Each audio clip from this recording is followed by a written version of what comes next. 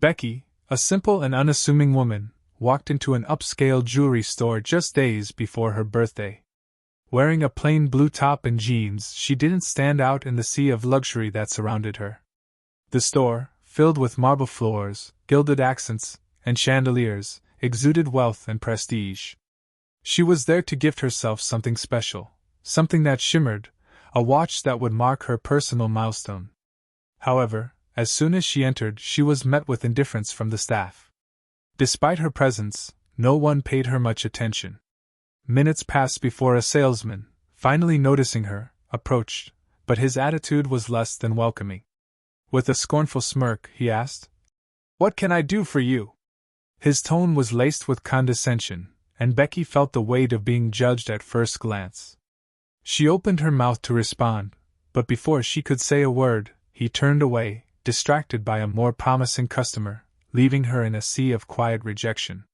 This was not just about the watch anymore. It was about the hurt of being invisible, of being treated as though she didn't belong, simply because of the way she looked. The treatment at the store. As Becky stood there, silently processing the snub, she couldn't shake the feeling that the staff had already written her off. They were too busy focusing on their, more important, customers, those who looked like they had money to spend. Becky continued to browse the store, moving past the glass counter where watches, priced to intimidate, sat like crown jewels. She stopped at one that caught her eye, a slim, elegant watch with a mother-of-pearl dial and a fine leather strap. It was both bold and graceful in design, a perfect blend of beauty and craftsmanship. But still, no one approached her.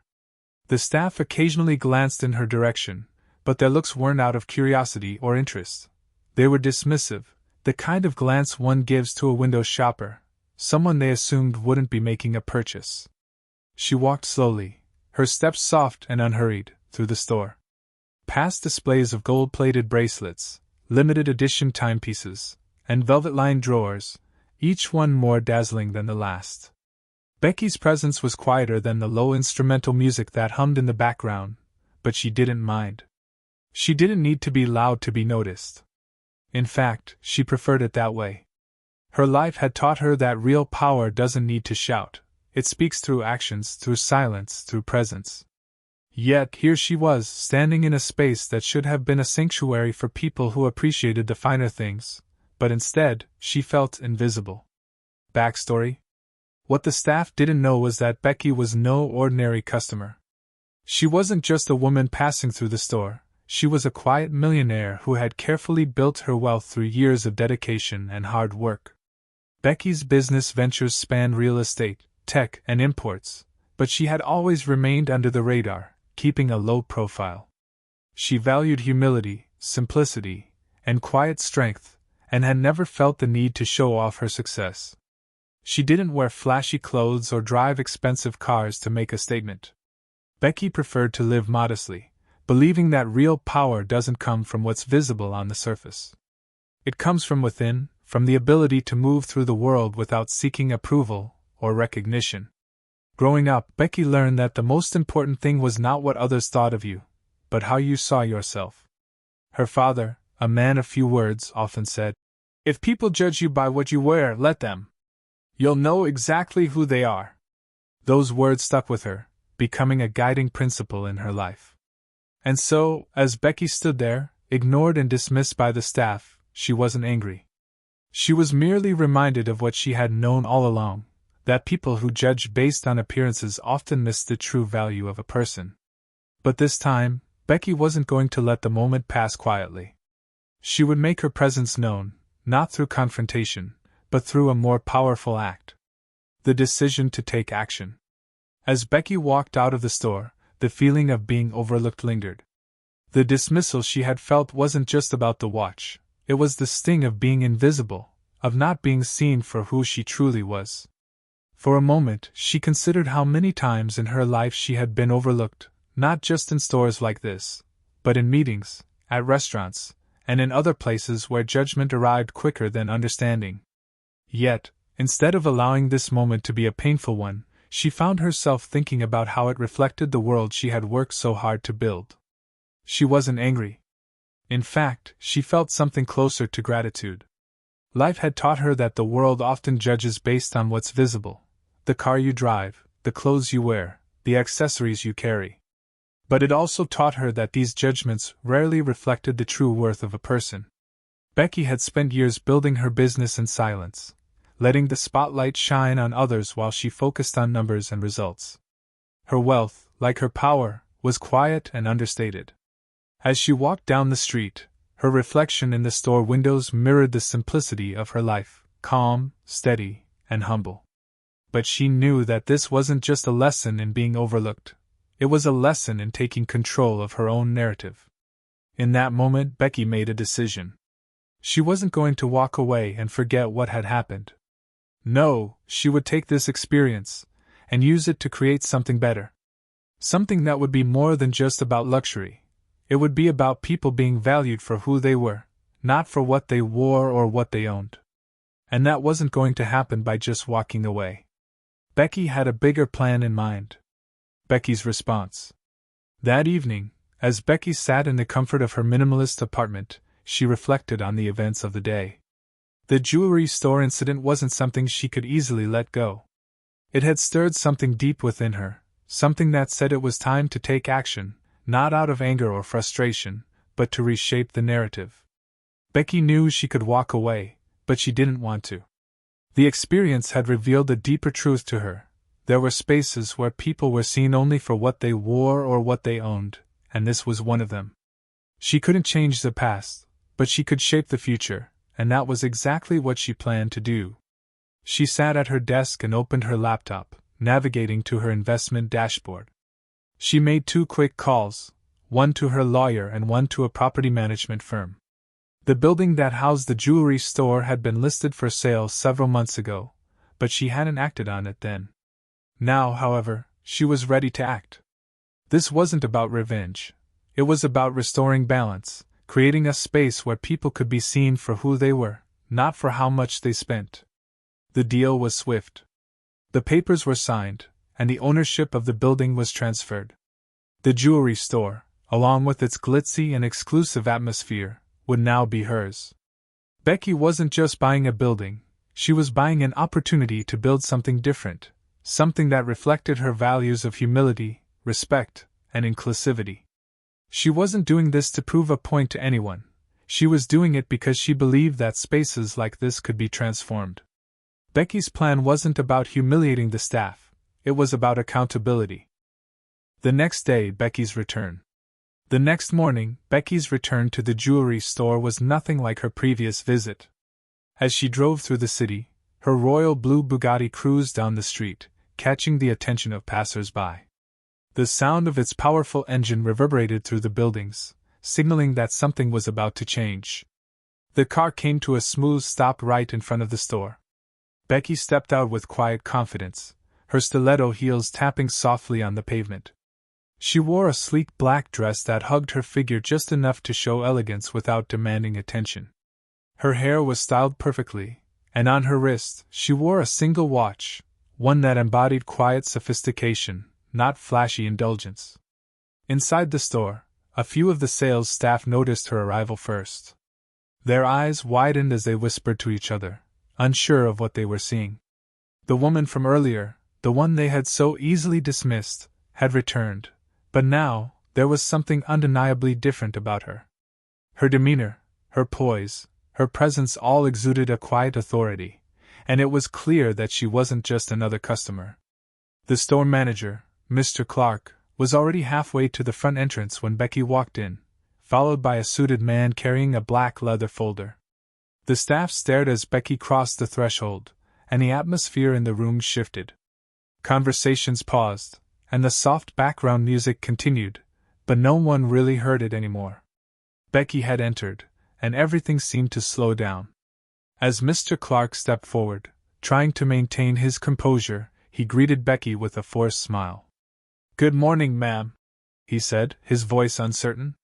He couldn't help but scan her appearance, trying to piece together what was happening. Before he could say anything else, Becky raised her hand, silencing him, not out of rudeness, but with the natural authority of someone who no longer needed introductions. The man behind her handed Mr. Clark the folder containing the official documents. As he skimmed through them, the color drained from his face. The ownership transfer was complete. Becky was no longer just a visitor, she was the new owner of the store.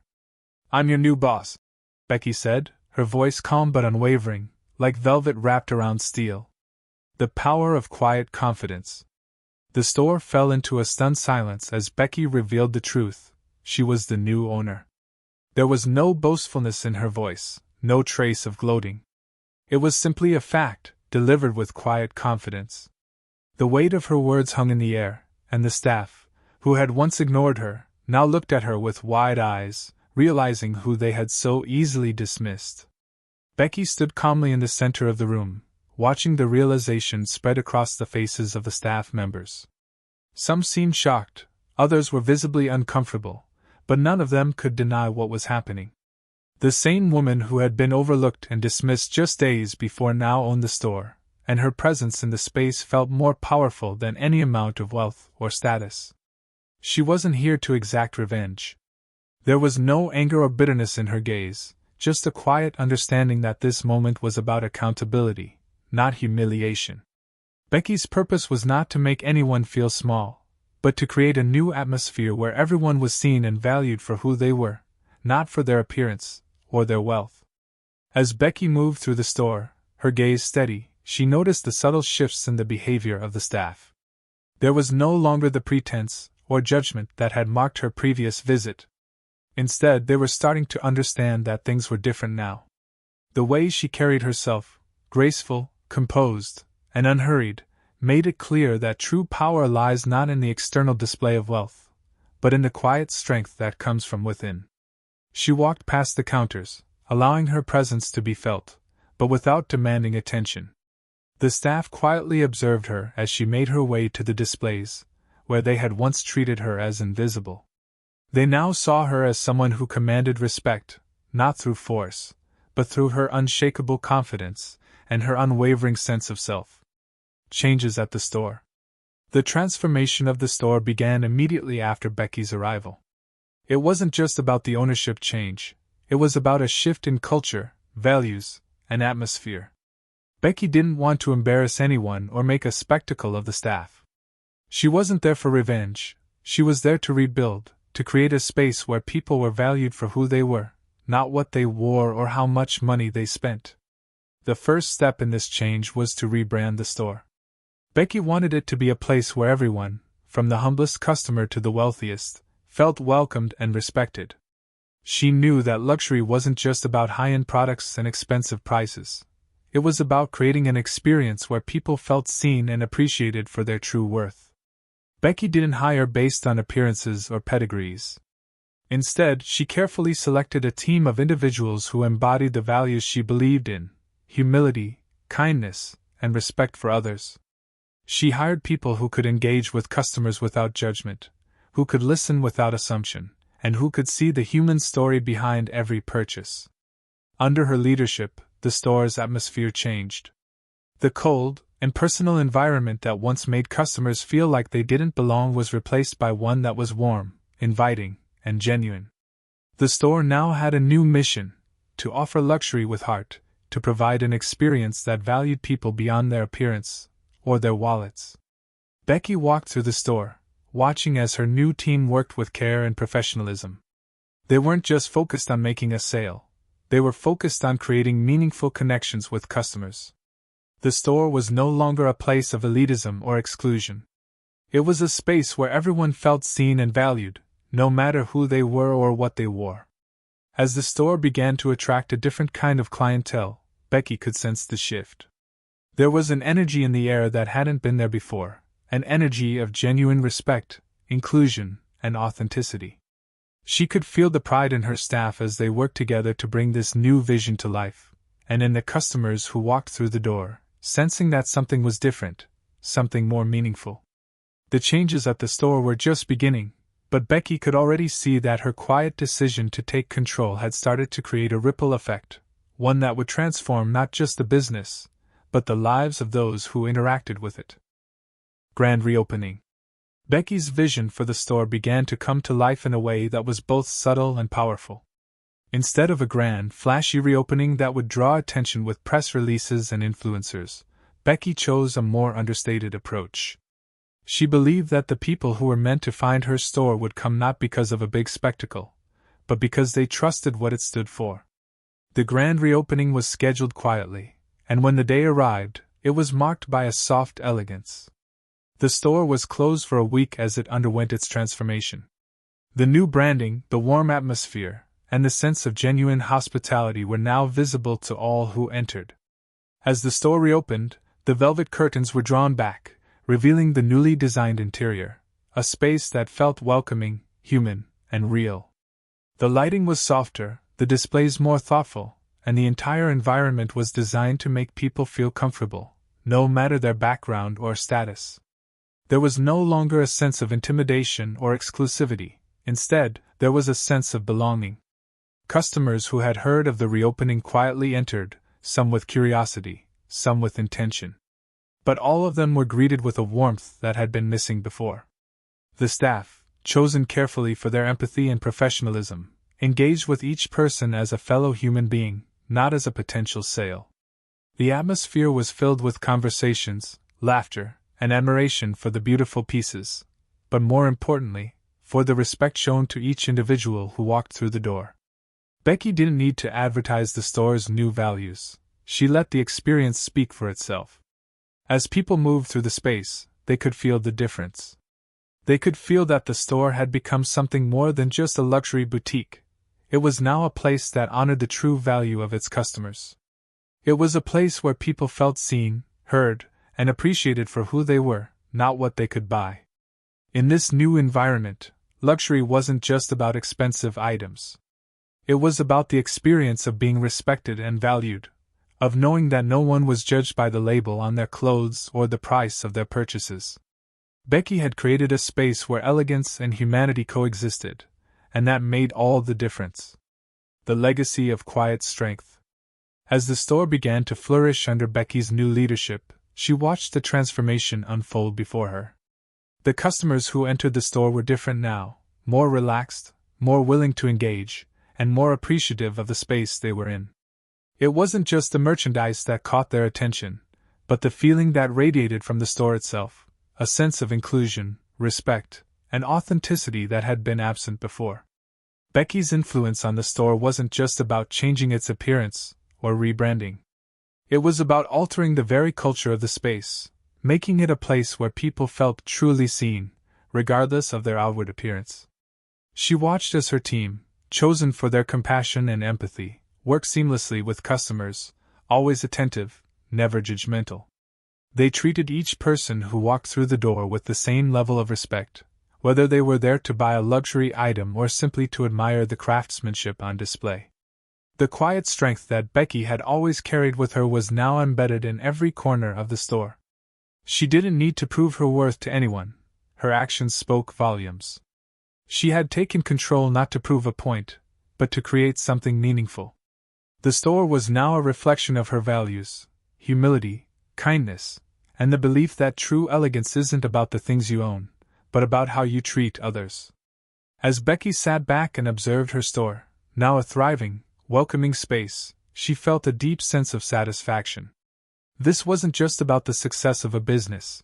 It was about creating an environment where people could experience luxury in a way that honored their humanity.